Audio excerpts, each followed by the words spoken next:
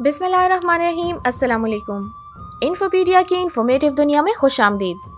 ناظرین، مشہور فزسٹ اور سائنسدان البرٹ آئنسٹائن نے کہا تھا، science without religion is lame and religion without science is blind.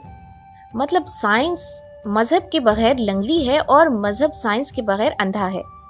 اب آئنسٹائن نے یہ بات کیوں کہی تھی، اس کے بارے میں آگے چل کر بات کریں گے، لیکن ایک بات جس کی وضاحت انتہائی ضروری ہے کہ قرآن مجید جو تا قیامت انسانوں کی ہدایت کے لیے بھیجا گیا ہے اور جس کا اقرار آج کے غیر مسلم بھی کرتے ہیں کہ قرآن مجید واقعی سائنس کی کتاب نہیں بلکہ یہ سائنس یعنی نشانیوں کی کتاب ہے، جس میں ایسی نشانیاں موجود ہیں جو ایک انسان کا اللہ پر یقین مکمل کرواتی ہیں، اور یہی وہ نشانیاں ہیں جن کی سمجھ بوجھ حاصل کر کے ہی انسان سائنسی بنیادوں پر ترقی حاصل کر چکا ہے۔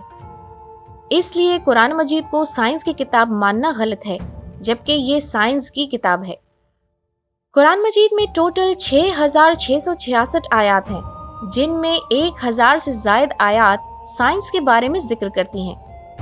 آج سے کچھ 40-50 سال پہلے کچھ سائنسدانوں نے کائنات کی تخلیق پر ریسرچ کی، جس میں انہوں نے بتایا کہ ہماری کائنات سب سے پہلے ایک ابتدائی گولا تھا، جس کے بعد ایک بڑا دھماکہ ہوتا ہے جسے بگ بینگ کا نام دیا گیا، یعنی ایک عظیم دھماکہ، اور اسی بگ بینگ کے بعد تمام کہکشائیں، سورج، چاند، ستارے، سیارے اور ہماری زمین وجود میں آئی جس میں ہم موجود ہیں۔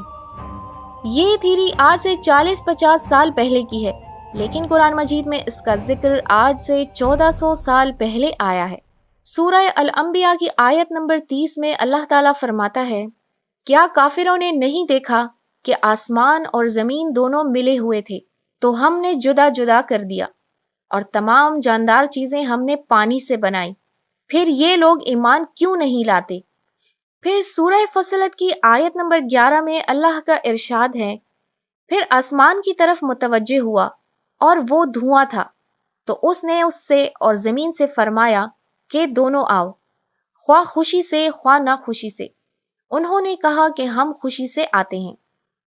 اس آیت میں ذکر ہے کہ آسمان سب سے پہلے دھواں تھا، جس کے لیے عربی زبان میں لفظ دخان استعمال ہوا ہے۔ یہ 1400 سال پہلے قرآن مجید میں ذکر ہوا تھا کہ آسمان پہلے دھواں تھا، لیکن سائنس آج مان رہی ہے کہ آسمان پہلے دھواں تھا۔ کچھ لوگ اس دھوئیں کے لیے لفظ گیس استعمال کرتے ہیں، لیکن آج سائنس اس ایک لفظ کی سچائی کو ماننے پر مجبور ہے کہ قرآن میں دھوئیں کے لیے لفظ دخان استعمال ہوا ہے، جس کے انگریزی میں معنی ہے اسموک، جو سائنٹیفکلی دخان کے لیے ایک موزوں لفظ ہے، نہ کہ گیس، یعنی کہ ایک دھماکے کے بعد پیدا ہونے والا دھواں۔ آج سے پہلے لوگ سمجھتے تھے کہ ہماری زمین فلیٹ یعنی سپاٹ ہے۔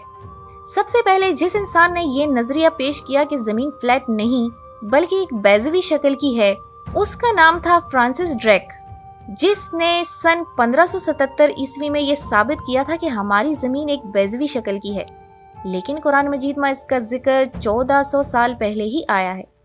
قرآن مجید کی سورہ لقمان کی آیت نمبر 29 میں اللہ تعالیٰ کا ارشاد ہے، کیا تم نے نہیں دیکھا کہ اللہ ہی رات کو دھیرے دھیرے دن میں داخل کرتا ہے اور وہی دن کو دھیرے دھیرے رات میں داخل کرتا ہے۔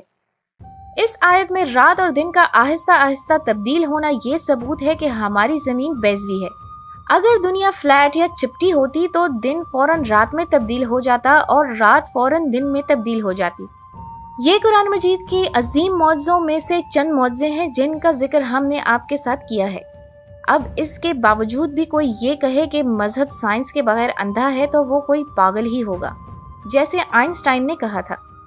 آئنسٹائن جیسی سوچ رکھنے والے لوگوں کے لیے ہی اللہ نے سورہ بقرہ کی آیت نمبر 23 اور 24 میں ارشاد فرمایا ہے، اور اگر تم کو اس کتاب میں جو ہم نے اپنے بندے محمد صلی اللہ علیہ وآلہ وسلم پر نازل فرمائی ہے کچھ شک ہو تو اسی طرح کی ایک صورت تم بھی بنا لاؤ، اور خدا کے سوا جو تمہارے مددگار ہوں ان کو بھی بلا لو اگر تم سچے ہو۔ لیکن اگر ایسا نہ کر سکو اور ہرگز نہیں کر سکو گے تو اس آگ سے ڈرو جس کا ایندھن آدمی اور پتھر ہوں گے، اور جو کافروں کے لیے تیار کی گئی ہے۔ یہ آیتیں اس دور میں نازل ہوئیں جس دور میں لوگوں کو عربی زبان پر ناز تھا، اور وہ سمجھتے تھے کہ دنیا میں ان جیسا کوئی نہیں۔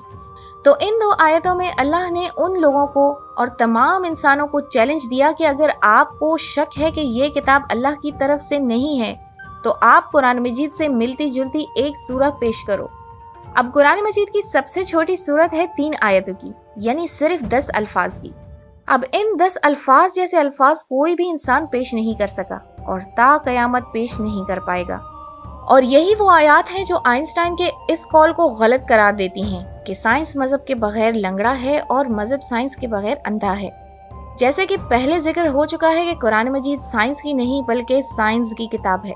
اللہ ہم سب کو قرآن مجید پڑھنے اور اس پر عمل کرنے کی توفیق عطا فرمائے، آمین۔ اس متعلق آپ کی کیا رائے ہے؟ کمنٹس کر کے ہمیں آگاہ کیجیے۔